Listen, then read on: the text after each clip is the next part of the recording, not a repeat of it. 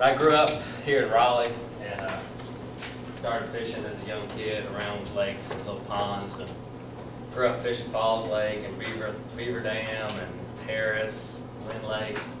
I used to drag my little plastic Coleman boat around everywhere I went. My mom had a station wagon. I put it up on the top and dump it off and drag it to the lake. And it was a great day when I got my driver's license and actually got a truck and didn't have to deal with the wood grain sides on the station wagon that I was embarrassed to drive around in. It's been a really neat deal.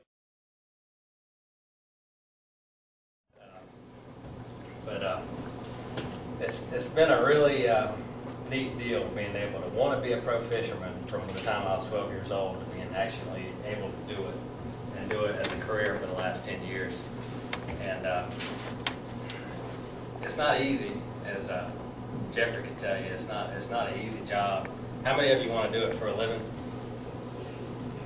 Handful, 5 or 6. Best thing I can tell you to do is just spend every day you can on the water learning. And don't worry about sponsors until after you have some success, because they'll just blow you off or just give you a bag of worms or whatever. So that's what I got to say about the pro pursuit. Since most of you don't want to be pro bass fishers, I probably remember last time I was holding my elbow. I had like 4 surgeries on my elbow and I missed 2 seasons.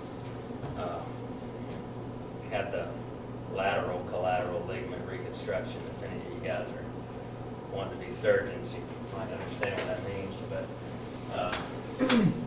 the ligament runs on the outside part of my elbow broke off when I was down at Lake Amistad throwing a swim bait about that long. And I didn't know that it broke. It just started hurting. And then that night I went to wash my hair and I couldn't bend this arm anymore, and then I knew I had trouble.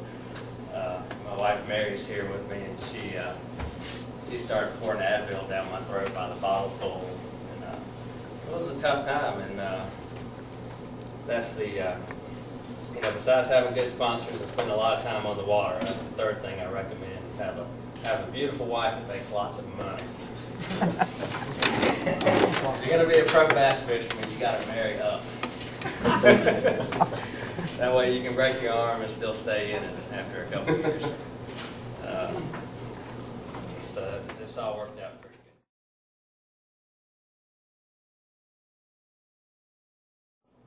good. My first year back was 2008 after my arm injury, and I finished 13th in the points and made the Classic. And gone out there a couple of times practicing. The first time I went out the first day of duck season. You don't want to go to Louisiana the first day of duck season. I was still asleep, and it sounded like World War III outside of my camper. And I got up and I hooked up the boat and I pulled out. I looked at the parking lot. I could not believe it, because the day before there was 1 bass boat in the parking lot. This day there was 300 duck boats and like trucks and the little aluminum boats in the parking lot. I couldn't believe it. I said, I'm not going out there today. So I went back, went to Bass Pro Shops in Shreveport and hung out all day, and came back. And the next day was Sunday. And they can hunt on Sunday in Louisiana. So it was the same thing. And then Monday it poured down rain. I just picked up my new boat. So Tuesday, finally put my new boat in the water. And everything on it was wired wrong and broke, so I drove back to the factory and got all that fixed.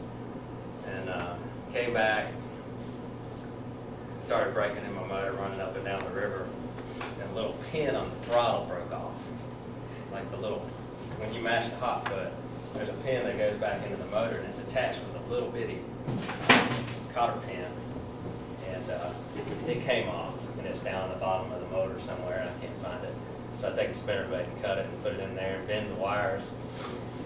And it took me 2 times of it, the motor cutting off at wide open throttle, to realize I needed to fix something more substantial than just looping the throttle rod up against the whatever's back there in the motor. But cut off twice at wide open throttle because of that little pin. But that's some of the frustrating part of fishing and professional fishing, is just dealing with the weather and equipment. I finally got out and I went out for 2 more days to get the bottom of the boat fixed to my other boat that I hit on a rock pile last year. And I dropped it off and got it fixed and went back out on the river and found a good little spot. Don't tell anybody, Jeffrey. I found a really good spot that I'm hoping will stay good. I found a place where I can pull up and make about 10 casts and catch 18 or 20 pounds every time I went to it. So I'm hoping the water stays clear and low, and maybe you're looking at the next Classic champion. So, because I think 18 or 20 pounds will do it at the Classic. You're talking like it might do more, but I didn't, you know, I fished a lot of different areas and I didn't see anything